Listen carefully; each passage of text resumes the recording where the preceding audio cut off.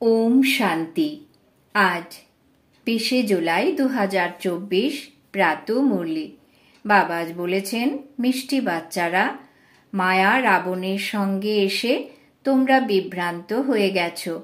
পবিত্র চারাগাছ অপবিত্র হয়ে গেছে, এখন আবার পবিত্র হও।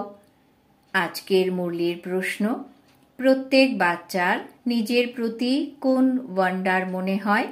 বাবার বাচ্চাদের প্রতি কোন ওয়ান্ডার লাগে? উত্তর, বাচ্চাদের ওয়ান্ডার লাগে যে আমরা কি ছিলাম, কার বাচ্চা ছিলাম, এমন বাবার উত্তরাধিকার আমরা প্রাপ্ত করেছিলাম, সেই বাবাকেই আমরা ভুলে গেছি।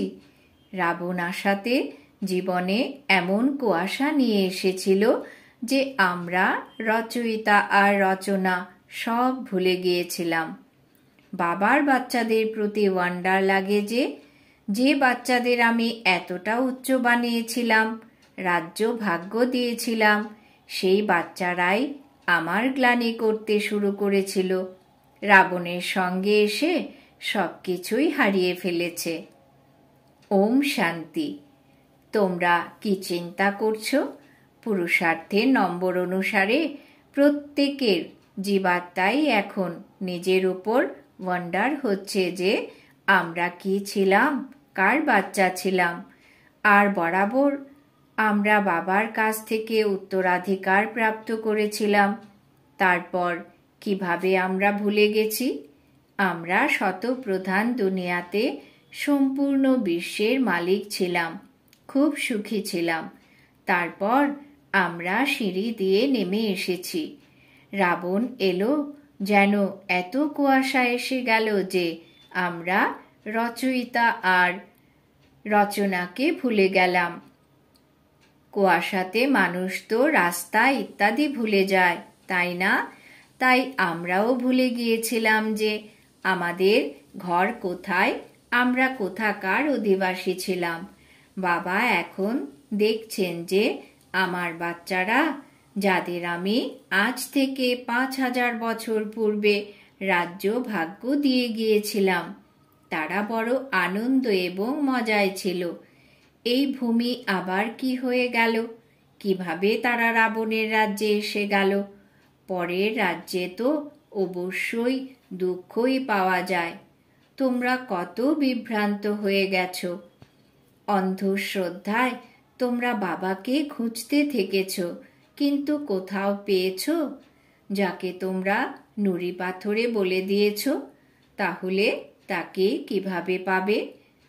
অর্ধেক কল্প ধরে তোমরা বিভ্রান্ত হয়ে যেন আশা হারিয়ে ফেলেছ।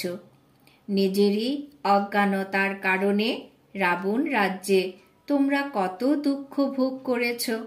ভারত ভক্তি মার্গে কত গরিব হয়ে গেছে। অর্ধেক কল্প ভক্তি করেছে কিসের জন্য? ভগবানের সঙ্গে মিলিত হওয়ার জন্য। ভক্তির পরেই ভগবান ফল প্রদান করেন। তিনি কি দেন তা তো কেউ জানেই না, সম্পূর্ণ বুদ্ধ হয়ে গেছে।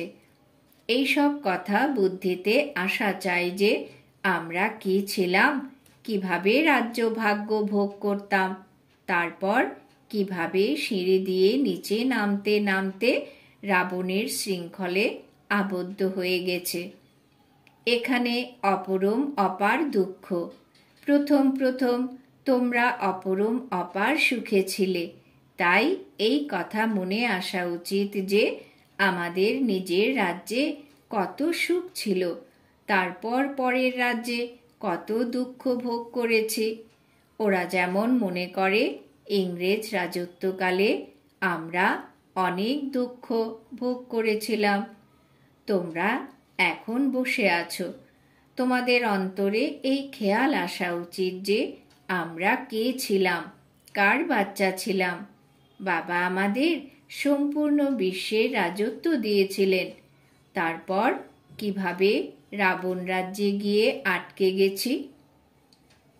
আমরা কত দুঃখ দেখেছি, কত মন্দ কর্ম করেছি। সৃষ্টি দিনে দিনে নামতেই থেকেছে। মানুষের সংস্কার দিনে দিনে ক্রিমিনাল হয়ে গেছে।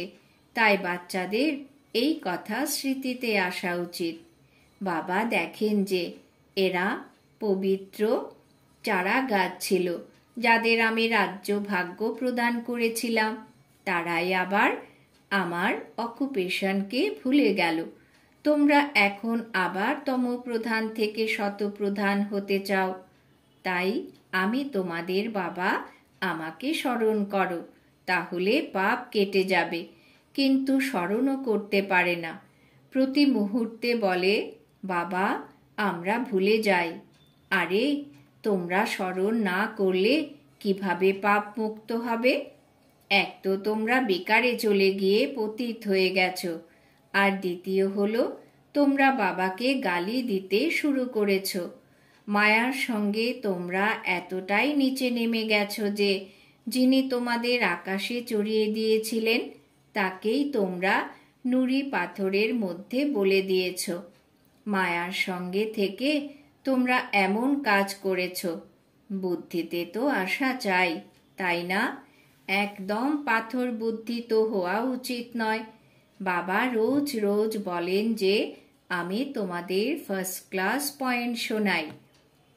বম্বেতে যেমন সংগঠন হচ্ছে, সেখানে তোমরা বলতে পারো যে বাবা বলছেন, হে ভারতবাসী, তোমাদের আমি রাজ্য ভাগ্য প্রদান করেছিলাম। তোমরা দেবতারা হেভেনে ছিলে, তারপর তোমরা রাবণ রাজ্যে কিভাবে এলে এও ড্রামাতে পার্ট আছে। তোমরা রচয়িতা এবং রচনার আদি মধ্য এবং অন্তকে বোঝো, তাহলেই উচ্চ পদ অর্জন করতে পারবে। আর আমাকে স্মরণ করলে তোমাদের বিকর্ম বিনাশ হবে। এখানে যদিও সবাই বসে আছে, তবু কারোর বুদ্ধি কোথাও, আবার কারোর বুদ্ধি অন্য কোথাও আছে। বুদ্ধিতে আসা যায় আমরা কোথায় ছিলাম। এখন আমরা পরের রাবণ রাজ্যে এসে পড়েছি, তাই কত দুঃখী হয়েছি। আমরা তো শিবালয়ে খুব সুখী ছিলাম। বাবা এখন এসেছেন আমাদের বেশ্যালয় থেকে নির্গত করতে, তবু কেউ নির্গত হতেই চায় না। বাবা বলেন, তোমরা শিবালয়ে যাবে, তখন ওখানে এই বিষ পাবে না। এখানকার খারাপ খাবার দাবার ওখানে পাওয়া যাবে না। ইনি তো বিশ্বের মালিক ছিলেন, তাই না? তারপর ইনি কোথায় গেলেন? আবার ইনি নিজের রাজ্য ভাগ্য গ্রহণ করছেন। এ কত সহজ। বাবা তো এ কথা বুঝিয়েছেন যে সবাই সার্ভিসেবল হবে না। নম্বরের ক্রমানুসারে রাজধানী স্থাপন করতে হবে, যেমন 5000 বছর পূর্বে করা হয়েছিল। তোমাদের শতপ্রধান হতে হবে। বাবা বলেন, এ হলো পুরানো তমপ্রধান দুনিয়া। অ্যাকুরেট পুরনো যখন হবে তখনই তো বাবা আসবেন, তাই না? বাবা ছাড়া তো আর কেউ বোঝাতে পারবে না। ভগবান এই রথের দ্বারা আমাদের পড়াচ্ছেন। এই কথা স্মরণে থাকলেও বুদ্ধিতে জ্ঞান থাকবে। তারপর অন্যদেরও বলে নিজের সমান তৈরি করবে। বাবা বোঝান, তোমাদের তো প্রথমে ক্রিমিনাল ক্যারেক্টার ছিল, যা খুব কষ্ট করে শুধরানো যেত। চোখের ক্রিমিনালিটি দূর হয় না। এক তো কামের ক্রিমিনালিটি, তা খুব মুশকিলের সঙ্গেই দূর হয়। এর সাথে আবার 5 বিকার।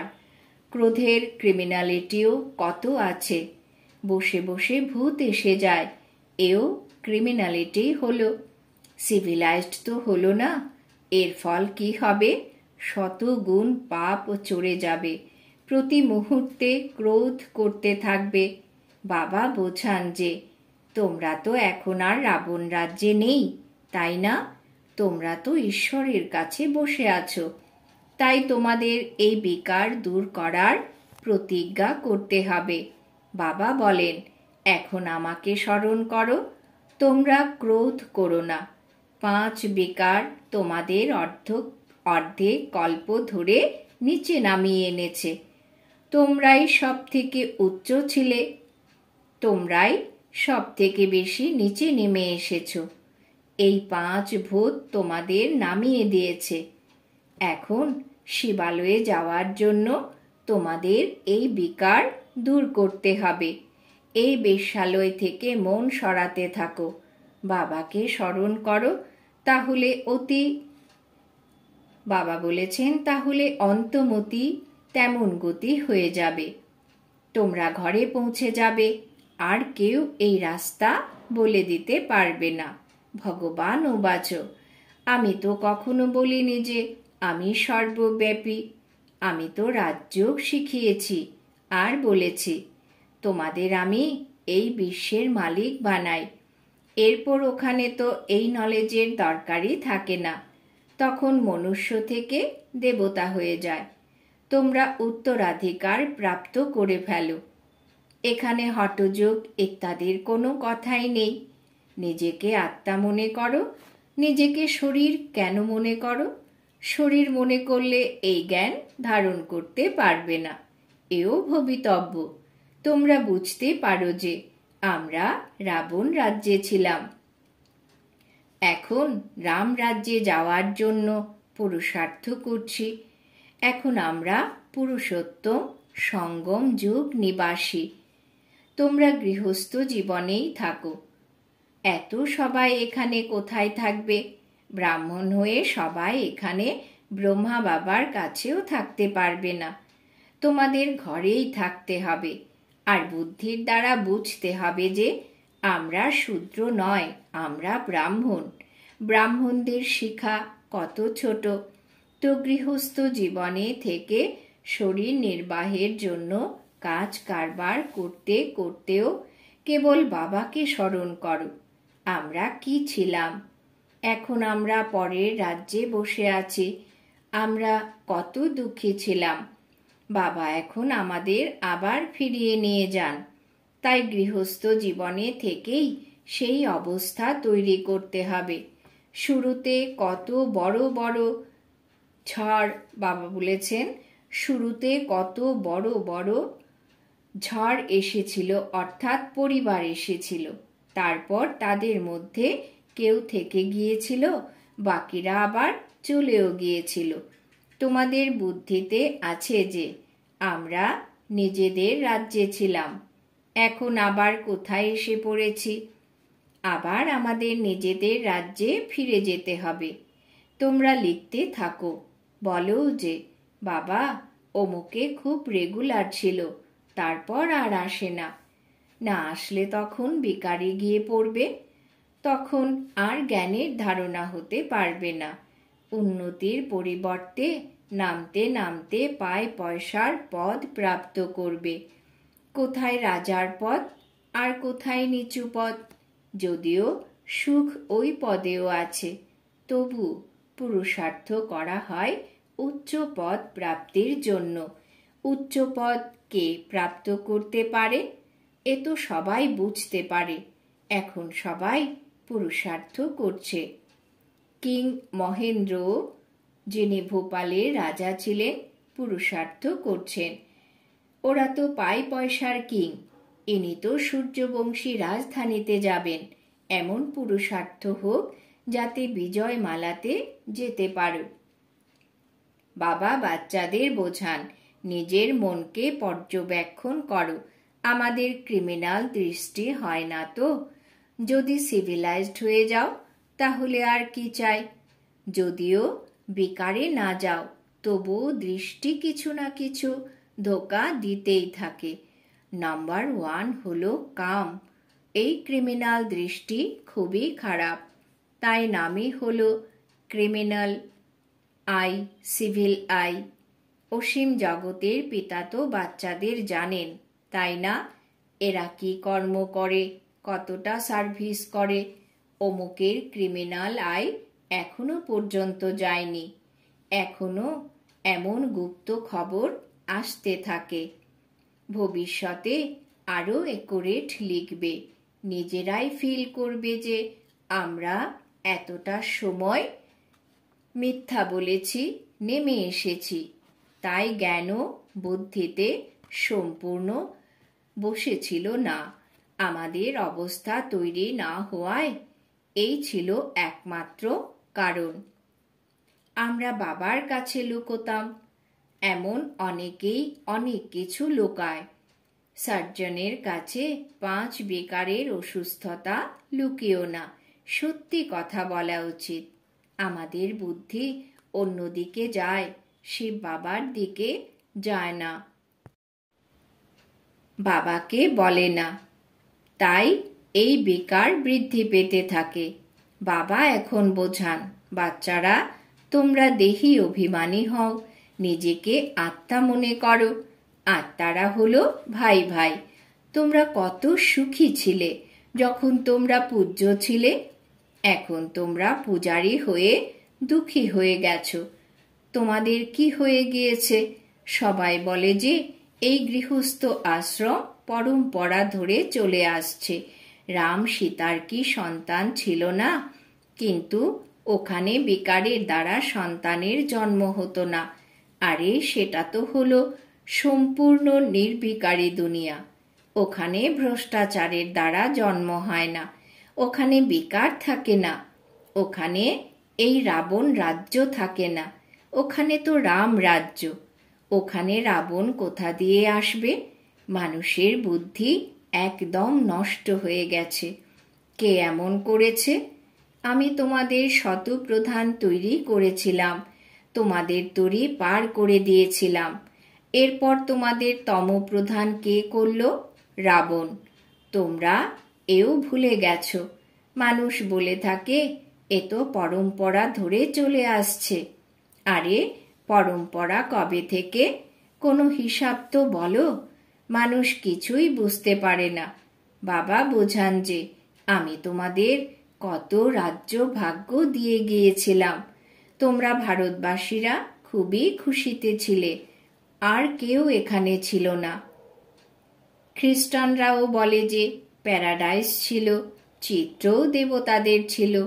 এদের থেকে আর পুরনো কিছুই তো নেই। পুরনোর থেকেও পুরনো এই লক্ষ্মী নারায়ণী হবেন বা এদের সম্পর্কিত কেউ হবেন। সব থেকে পুরনো ছিলেন শ্রীকৃষ্ণ। নূতনের থেকেও নূতন ছিলেন শ্রীকৃষ্ণ। পুরনো কেন বলা হয়? কেননা পাস্টে বা অতীত হয়ে গেছে, তাই না? তোমারই গৌর অর্থাৎ তোমরাই গৌর অর্থাৎ সুন্দর ছিলে, তারপর কালো হয়ে গেছো। কালো কৃষ্ণকে দেখেও মানুষ কত খুশি হয়। দোলনাতেও কালো কৃষ্ণকে দোলায়। ওরা কি জানে যে গৌর বর্ণের কবে ছিল? কৃষ্ণকে মানুষ কত ভালোবাসে। রাধা কি করেছে যে তাকে ততটা ভালোবাসে না? বাবা বলেন, তোমরা এখানে সত্যের সঙ্গে বসে আছো, বাইরে কুসঙ্গে গেলে আবার ভুলে যাও। মায়া খুবই প্রবল, যেন গজকে বড় কুমির গিলে ফেলার মতো। এমনও আছে যে যারা এখনই পালিয়ে যেতে চায়। নিজের যদি সামান্যতম অহংকারও আসে তাহলে নিজের সর্বনাশ করে ফেলে। অসীম জগতের বাবা তো বোঝাতেই থাকবেন। এতে আশাহত হলে চলবে না যে বাবা এমন কেন বললেন, আমাদের ইজ্জত চলে গেল। আরে ইজ্জত তো রাবণ রাজ্যে একদমই নষ্ট হয়ে গেছে। দেহ অভিমানে এলে নিজেরই ক্ষতি করে দেবে, পদও ভ্রষ্ট হয়ে যাবে। ক্রোধ আর লোভ হলো ক্রিমিনাল দৃষ্টি। চোখ দিয়ে যখন কোনো জিনিস দেখে তখন লোভ এসে যায়। বাবা এসে নিজের বাগিচা দেখেন, কত কত রকমের ফুল। এখান থেকে গিয়ে আবার ওই বাগিচাতে ফুলদের দেখেন। শিব বাবাকে অবশ্যই ফুলও চড়ানো হয়। তিনি তো হলেন নিরাকার চৈতন্য ফুল। তোমরা এখন পুরুষার্থ করে এমন ফুল তৈরি হও। বাবা বলেন, মিষ্টি মিষ্টি বাচ্চারা, যা কিছু অতীত হয়ে গেছে তাকে ড্রামা মনে করো, চিন্তা করো না। কত পরিশ্রম করে অথচ কিছুই হয় না, টিকতে পারে না। আরে প্রজাও তো চাই, তাই না? অল্প কিছু শুনলেও সে প্রজাতে চলে যাবে। প্রজা তো অনেক তৈরি হয়। জ্ঞান কখনোই বিনাশ হয় না। একবার শুনলে শিব বাবা আছেন, ব্যাস প্রজাতে চলে আসবে। তোমাদের অন্তরে এই স্মৃতি আসা চাই, আমরা যেই রাজ্যে ছিলাম তা আবারও ফিরে পাচ্ছি। এর জন্য সম্পূর্ণ পুরুষার্থ করা উচিত। সম্পূর্ণ অ্যাকুরেট সার্ভিস চলছে। আচ্ছা, মিষ্টি মিষ্টি হারানিধি বাচ্চাদের প্রতি মাতা পিতা বাপ দাদার স্মরণের স্নেহ সুমন আর সুপ্রভাত। আত্মাদের পিতা তার আত্মারূপী বাচ্চাদেরকে জানাচ্ছেন নমস্কার। আমরা আত্মারূপী বাচ্চারা আমাদের মাতা পিতা বাপ দাদাকে জানাই স্মরণের স্নেহ সুমন সুপ্রভাত নমস্কার। ধারণার জন্যে মুখ্য সার। 1 নম্বর, শিবালয়ে যাওয়ার জন্য এই বিকারকে দূর করতে হবে। এই বেশ্যালয় থেকে মনকে সরিয়ে নিতে হবে। শূদ্রের সঙ্গ থেকে পৃথক থাকতে হবে। 2 নম্বর, যা কিছুই অতীত হয়েছে তাকে ড্রামা মনে করো, অহেতুক চিন্তা ভাবনা করো না। কখনো মনে অহংকার আনবে না। বাবা যখন কোনো শিক্ষা প্রদান করেন তাতে আশাহত হবে না। বরদান। বাবা আজ বরদান দিয়েছেন, খুশির সম্পদে সম্পন্ন হয়ে দুঃখী আত্মাদের খুশির দান করে পূর্ণ আত্মা ভব। খুশির সম্পদে সম্পন্ন হয়ে দুঃখী আত্মাদের খুশির দান করে পূর্ণ আত্মা ভব। ব্যাখ্যা, এই সময় দুনিয়াতে প্রতি মুহূর্তে দুঃখ, আর তোমাদের কাছে প্রতি মুহূর্তেই খুশি। তাই দুঃখী আত্মাদের খুশির দান দেওয়া এ হলো সব থেকে বড় পুণ্য। দুনিয়ার মানুষ খুশির জন্য কত সময় সম্পত্তি খরচ করে, আর তোমরা সহজ অবিনাশী খুশির সম্পদ পেয়ে গেছো। এখন কেবল যা পেয়েছ তা বিলিয়ে দিতে থাকো। বিলিয়ে দেওয়া অর্থাৎ বৃদ্ধি পাওয়া। যেই সম্বন্ধে আসুক না কেন সে যেন এই অনুভব করে যে এর কোনো শ্রেষ্ঠ প্রাপ্তি হয়েছে, যার জন্য এত খুশি। স্লোগান, অনুভবী আত্মা কখনোই কোনো বিষয়ে ধোঁকা খেতে পারে না, সে সদা বিজয়ী হয়। অনুভবী আত্মা কখনোই কোনো বিষয়ে ধোঁকা খেতে পারে না, সে সদা বিজয়ী হয়। আজকের সমান আমি পূর্ণ আত্মা। ওম শান্তি।